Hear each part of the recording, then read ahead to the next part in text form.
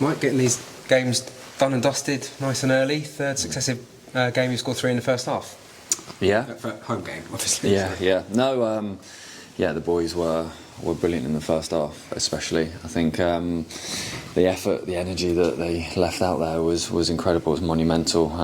It's been a very difficult period in terms of the games and the travelling, late nights, things like that. It does play its part. So for us, first half, the boys, you could see when we were getting things right, it was unstoppable, and we ended up seeing out in the second half, which was pleasing.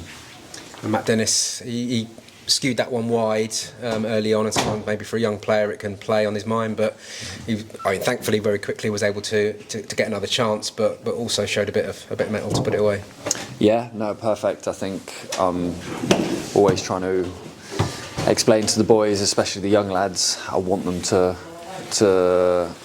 experience that adversity. And firstly is athleticism, his pace and power, his directness. And I thought all of his preparation up until the final, finish was very good. And then very pleasing to see his reaction to it, because he never give up. And when he's in that with that attitude, I think he's unstoppable, he's unplayable, and it's just getting him to believe in his own ability. So really pleased for him. He has been putting the shifts in training, and I think he deserves the credit and man of the match. Another one who puts a shift in every time is Stephen Wern, of course, and scored those 2 at Swindon. Nice for him to get his first goal here. Yeah, no, again, I mean, that's the DNA of the team, of the squad. Just that relentless, selfless desire to run. But Werney's an important part, and he brings a lot of strength in all different areas. And as many goals as he can chip in is obviously going to be extremely important. But his all-round play, for me, that's his outstanding kind of area. You are having these kind of first halves. I think did we work out 4 in 7? I think you've scored 3. You haven't gone on to score any more in the second half. Is that a conscious, just make sure you keep what you've got? You've created chances, haven't scored. Are you taking one step back a little? Not happy, but sitting on that little, shall we say? No, I don't think so. I think we missed chances, and like I said against Grimsby, there's so many good things, elements to the performance. We didn't threaten the goal enough, and that's what we've been focused on in training. And I'll never criticise the boys for missing chances, because it's getting in the right areas and you've got to be there to miss. But now I thought in the second half, and in the first half, we could have had more.